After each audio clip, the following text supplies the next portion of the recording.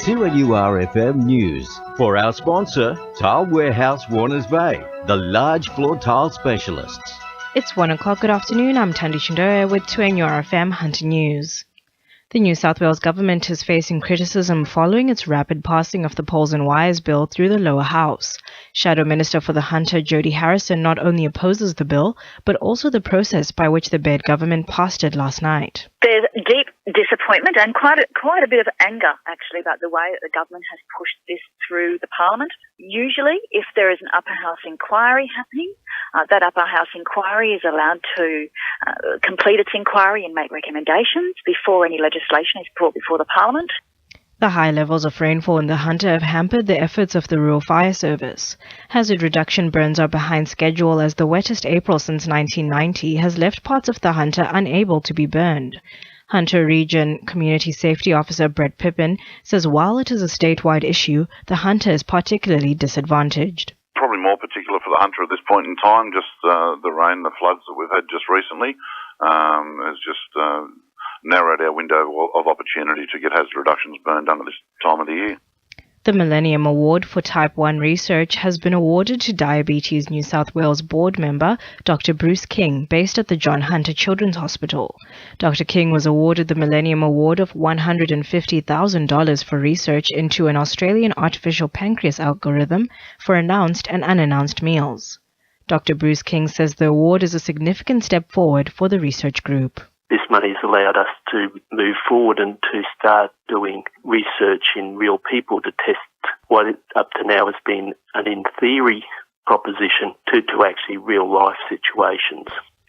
Hunter Land Care groups are being called to put forward their nominations for the 2015 New South Wales Land Care Awards. Hunter Local Land Services is offering assistance to local groups caring for land or water to complete their nominations for the biannual awards. General Manager Brett Miners says there are a number of categories available. The entries close on the 31st of May. There's a very broad range of categories. That's for individual land carers, coast care groups, bush care group, Indigenous land management and broader land care community. So pretty much anyone who's involved in land care, caring after our land, there's a category that we'd like to see them nominated for. The Ocean and Coastal Care Initiatives Group will host a community cleanup along Spears Point foreshore this Sunday as part of Lake Macquarie Council's Eco Angel program. The Eco Angel program was launched in 2013 with local community groups and residents removing more than 12,400 kgs of waste from across the city. Secretary of OCCI, Ingrid Berthold, says everyone is welcome to come and lend a hand. After all the storms, a lot of people probably would have noticed a lot of rubbish and litter that has arrived on our beaches and our foreshores. So what we'd like to do is join with the Lake Macquarie Council and the Eco Angel program, and we're going to do a clean-up along the foreshore at Spears Point. Dungog is playing host to its very own music festival today, staging just 5 weeks after the recent tragic flash floods. Planet Dungog Music Festival concludes on Sunday with 50 acts across 8 venues. The festival will be a chance for the town to show it's open for business, with 50% of the festival's profit going towards the Disaster Recovery Fund.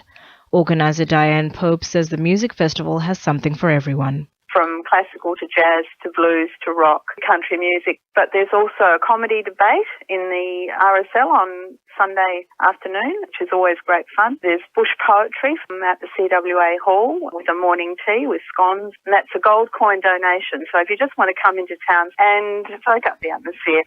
In finance, the All Ords is up 80 points at 57.94 and $1 Australian is buying 76.59 US cents.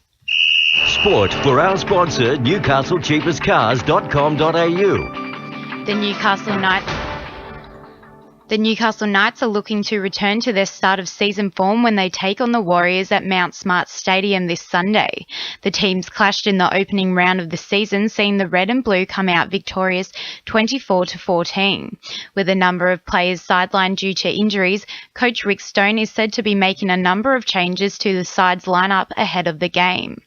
Former Newcastle Jets owner Nathan Tinkler has come under fire again, with the club owing certain players up to $25,000. Longtime goalkeeper for the club, Ben Kennedy, is reportedly out of pocket $23,000 in holiday pay and long service leave alone. A massive $800,000 of superannuation is collectively owed to Jets employees as well. And in rugby union, the Wanderers are set to host the Hamilton Hawks tomorrow afternoon in a top-of-the-table clash. That's sport. I'm Jorja Cowan. 2 in your FM news time is 1:05.